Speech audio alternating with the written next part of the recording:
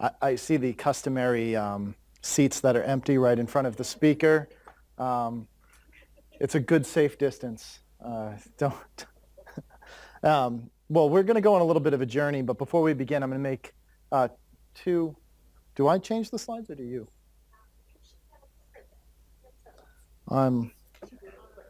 The clicker was stolen. No, there we go. Ah, perfect. Not this clicker. Yeah, the clicker's not there. It looks to be missing. Yeah, that's that clicker. While we find the clicker, oh, I found the clicker. Oh, there you go. By me, I mean not me. So before we go on this journey, I'm going to make you two promises. The first is that we're going to talk about fire trucks.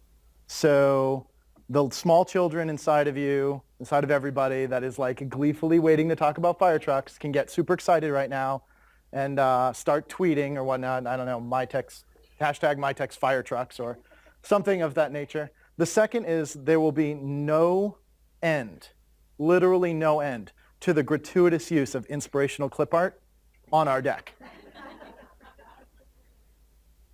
I'm not going to have to draw your attention back to it because you're going to know exactly what I mean, and it's fantastic. So feel inspired.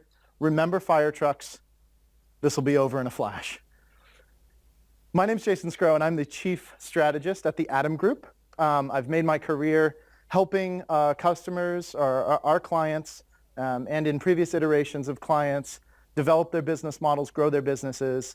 I've done so in 71 countries now, racked up 1.6 million airline miles, which for those of you doing the math, for the last 10 years, I've spent at least one full year on an airplane, which is a whole separate story by itself.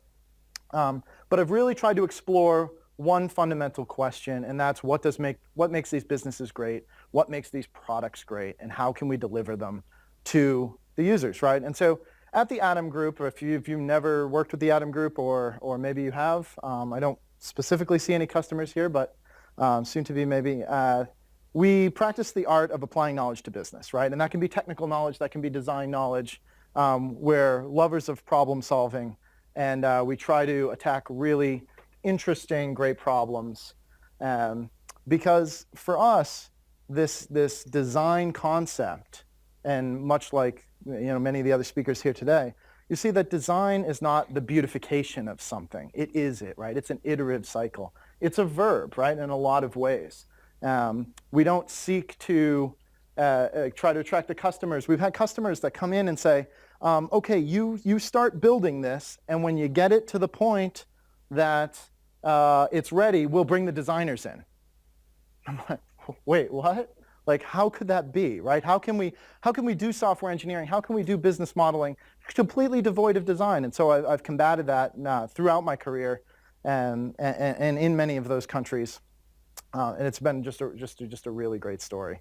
Our products have been a recipient of Red Dot Awards, Good Design Awards, and many of the people that work in our company are renowned for their individual contributions as well as their collective contributions from Atom. And it's just been a really, really great journey. So first of all, how many people, raise of hands, how many people have seen a fire truck? That is shockingly few. I caught everyone off guard, I think, right? How many people have rode in a fire truck, right? When you were a kid, now, okay, so fewer. If I gave you a crayon and a piece of construction paper, could you in fact draw me a fire truck? Yeah? Nods? There we are. Okay, so some of you could. So now that we've established your amazing knowledge of fire trucks, right? If you were an OEM building fire trucks, how many versions of fire trucks do you think you would present to your audiences? Right? 5, 10? There are literally hundreds. So we came by this customer that wanted to have a competitive advantage in a highly elite market segment of customized, highly customized fire trucks. And I'm like, oh, okay, great. Well, let's look at that, right? And so when they look at what they're talking about when they say highly customized, they don't just mean seats and ladders and pumpers and hazmat and all of these other things, they really mean totally customized frames, wheel sizes, you name it, customized apparatus, right? And as a designer and as a business modeler, right, do you want to take on such an iconic image as a fire truck? How do we make this better? How do we change that? You're like, absolutely we want to do that. That's a fantastic challenge for us because of all the variations and opportunities there. But when there's complexity like that in a system, you know you're going to run into some engineering problems, right? And so we kind of, got the fortitude together and approached it like we usually do. And that's by asking the client not to see its need as a symptom, but actually dive into the root cause of the problem.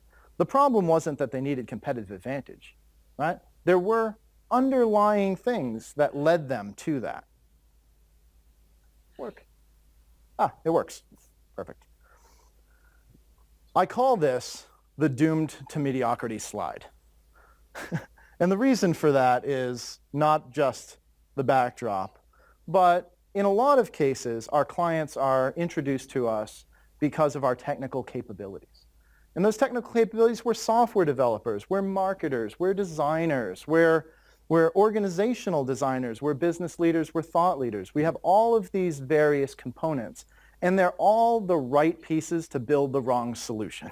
I mean, truly, if you jump in with all of that talent and swamp the customer, you're going to end up with something weird, right? Which is really why we don't go after the technical capabilities, right, before we talk about design, right? And so design becomes this part that takes a project that is doomed to technical mediocrity and moves it into having the potential to be truly great. And the true greatness of that generally lies in this idea that design is user-facing, right? It is the users who lead you through this journey, and that's the journey we go through. It's not our client and us making decisions. It's the users of our client's apparatus that are really helping us make the decisions. And if we jump in technically before we do that, then mediocrity abounds. So the way we approach this, we take a step back and we say, okay, here's a complex system. Here's a fire truck. This is iconic imagery. We can't alter what a fire truck really looks like, right? We're not going to be able to beautify this solution, right? As many people would suggest in design that maybe that's what it is. And ultimately, how are we going to attack the function? Well, there's a function to a fire truck, right? It's a very utilitarian device. And if you go and just try to attack this, as a straight design problem, you immediately spider off into a million directions and million opportunities for improvement. And so what we did was we took our collective talents and sat down with our customer, our client, and said, who are your users? And they said, well, we have two big groups of users. Well, the first big group of users are technicians. I said, great. And the second one, not shockingly, are firefighters. Well, that makes sense, right? Firefighters belong in a fire truck. Everybody's comfortable with that. I said, well, tell me more about this technician thing. Right? What's with the technicians? Well, the technicians have been complaining about a lot of different things. Oh, well, what's a good example of that? Well, they have this tool. It's on a PC, and it gives them all the diagnostics on the fire truck. And then they get under, literally, won't get under this, but under the fire truck, think mechanic, building it during their design process or during their, their QA processes, and they plug it in. And then they get out from under the fire truck and they walk back over to the PC and they go, oh, wrong one. Got to go back under, right? Now think about this in a dealership. In a dealership, they're doing the same thing. The fire truck is broken. It's a car, a very complicated car. It is going to break. The dealership costs, now the cost to analyze a fire truck is pretty high because of the lengthy system they have to go to make sure all the safety checks are there, make sure all the apparatus is functioning appropriately before they go and diagnose the problem. So there's this preventative, maintenance piece that happens. Well, it's interesting because every time the person has to get out from underneath the fire truck and look at the PC, well, what happens? It's productivity loss. It's cost. And they're miserable. I mean, talk about utility. They've got a PC over here with a cord that goes under the fire truck and plugs in over here, and then they need to go to the back of the fire truck, which is fairly long, and goes over there, and then they go look at something and walk all the way back to the PC, which is over here, and see if what they did fixed the problem. Well, to a designer, this becomes ridiculous. To an engineer, not to pick on the engineers, it was fully functional. It worked flawlessly, right? But you have to think about the person that's using it. The second are the firefighters. The firefighters look at a dashboard of lights. And this was a great example. This was one of those times where you're in front of your customers and you put your hands over your face and you go, oh, this is just going to be a long day.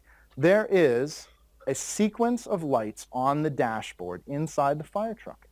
And when the pumping water is ready, or a couple of other situations are ready and functioning perfectly, this light lights up to indicate that the fire truck is operating properly. And what color would you guess, if you had to guess, not a rhetorical question, what color do you think this light was? Red. It's a red light that comes on when everything's good. Which is contrary to everything you've been taught. Like, look, I'm red-green colorblind, and even though I even know red is bad, right? Like, this is ridiculous. And so I ask, because I'm one to ask, oh, why is it red? I mean, somebody made the choice for that to be a red light. Was it a manufacturing thing? You had extra red lights? I don't know, right? And they said, well, for a firefighter, red is the normal operating color of the fire truck. I needed to sit down. I'm like, okay.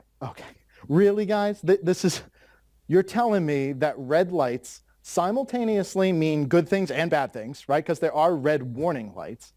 And the reason you made that design choice as one of the premier manufacturers, right? This is not a fly-by-night, this is a multi-billion-dollar corporation, right? Is because firefighters are essentially comfortable with the color red being a good thing.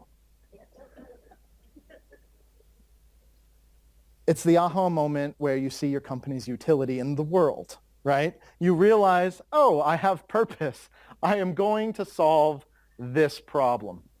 And so what our client wanted was competitive advantage. And what their customers wanted was something that made sense, right?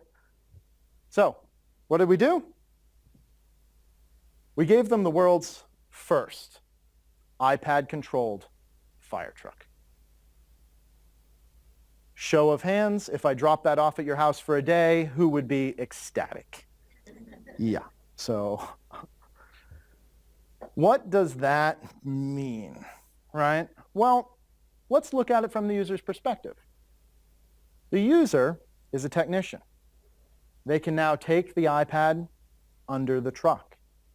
A novel experience for most of us that have to get under a truck and out of a truck 45 times a day. Now they bring the iPad in. They can see all of their diagnostics. They can plug it in using the port. They can use the onboard wireless on the truck. They can see nearly everything informationally and control about 50% of the things in the fire truck. Safety, right? Some things you don't want. You don't want somebody controlling the ladder, right? This would be great, but maybe no. And so you're under the truck. Your service time to repair is faster. Having old PCs, old technology in the shop is no longer required. The technician has a better life. Everybody is happy. On the manufacturing floor, your QA process improvements, time, much less time, right? Time to resolution, time to identify faults, even just warning lights. Now, on our device, when the red light comes on, it's a bad thing, right? We just kind of standardized a little bit. And they took that design feedback and actually fixed it in the fire truck. So the light is now green for good in the fire truck, which again doesn't help me with the red-green colorblind thing, but at least it's right to practically everyone else. But the really interesting part comes in the utility for the firefighter. Think of a fire truck going to a scene. And now think everything that you wanted to know about fighting the fire and the status of the fire truck is on the dashboard of the fire truck, which is not where the fire is, hopefully. It's not useful to you because you're not sitting in the chair. And if you were sitting in the chair, you're not fighting the fire. And if the guy fighting the fire needs to know something from the guy sitting in the chair, what are you doing? This kind of looks like a walkie-talkie, doesn't it? What are you doing? You're trying to communicate because the information is not readily available. So you do have a fire chief sitting at a scene who can now stand outside of the fire truck and say, truck 6 is running out of water. Better call for another one, right? Instead of being inside the truck, hey, how's the water in truck 6? Like running around trying to do things. So there's a safety and efficacy component to this, right? What if the firefighter, right, has the app on another mobile device, maybe it's not the iPad we provided, and runs down in a ravine because a car has gone off the road. Thinks, well, I forgot to turn the lights on to alert passersby still on the road that the fire truck is there. Safety consideration. They have to leave the victim and go back into the fire truck to turn the lights on so that they don't create more victims. Well, okay, that's terrible too. So now, turn the lights on in the truck, turn the lights off in the truck. One of the big problems we found out in our user research was fire trucks routinely leave the fire station without all the people on the fire truck. Okay. That's one of the plants where you see your user research people come in and they say, people are usually like hanging off the back and the truck's trying to pull out and they're not really in the truck and so the door's open and wow. Okay, I think we can help. And so the iPad has the ability to have, it has do not move truck feature, right? And the do not move truck feature basically is an immobilizer that says there's a door open or someone sitting in a seat without a seatbelt on. And it allows them to check all of that to eliminate a really, could be a real safety hazard. Because if you're hanging off the back of the fire truck, 1902 style with your bucket of water maybe, right? That is not intentional. You don't want to do that, right? And so you could be hurt. You could be injured. There's a safety component to the firefighters themselves. And the list goes on and on, right? It's not just a matter of, fighting the fire and having the analytics of the fire truck right there with you. It's also small comfort things. A fire suit, if you've ever put one on, and even if you haven't, you can imagine that's really hot, right? It is a lot. And so in the summer when you're throwing it on and you're running, or sliding down a pole and running over to the fire truck and getting suited up, and you sit in the back of the truck, which in many of these trucks is like way back here by the ladder. So this guy does not, in the back ladder, does not control his own air conditioning. Right? Simple thing. This guy up here controls the air conditioning. Well, what?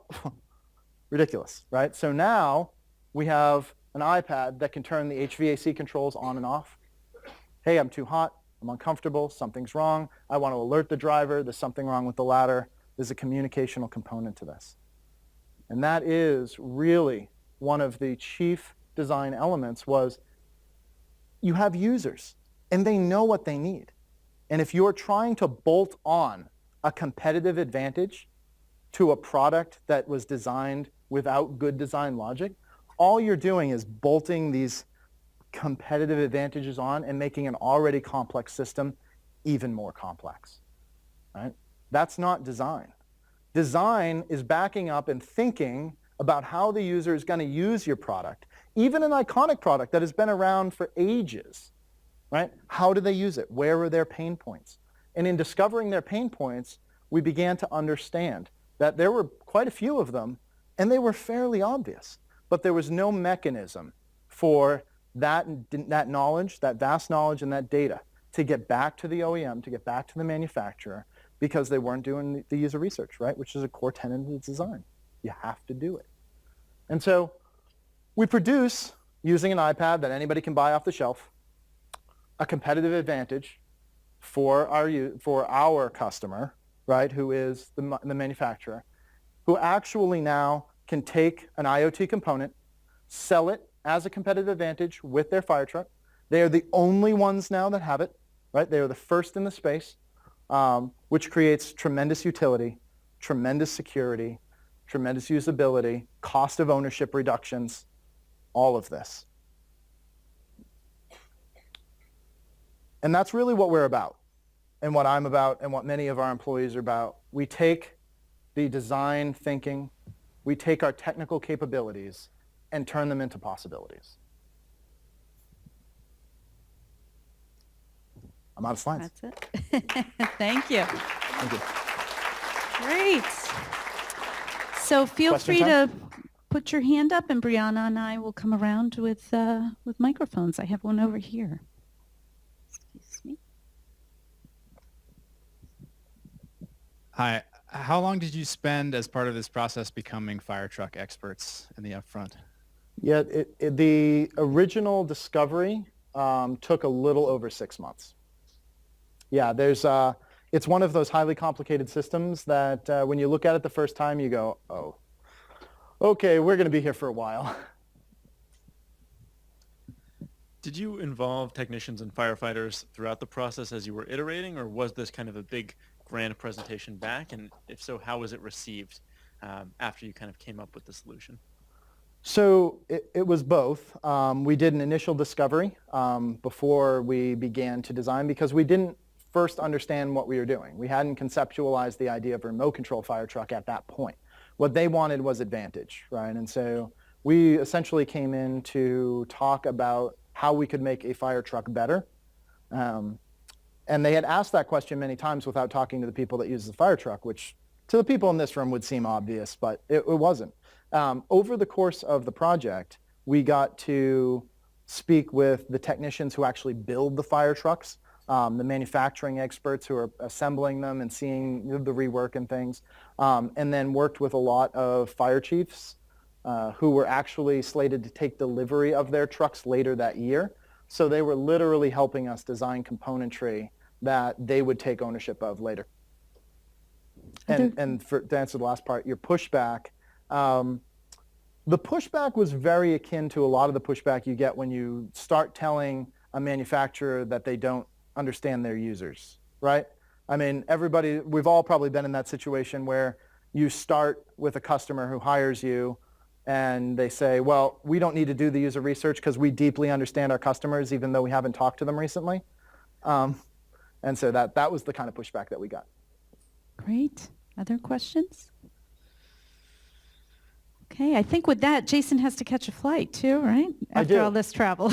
If anyone owns a museum and is headed to New Orleans, I will see you in 3 hours. Thank you very much, Jason. Take care.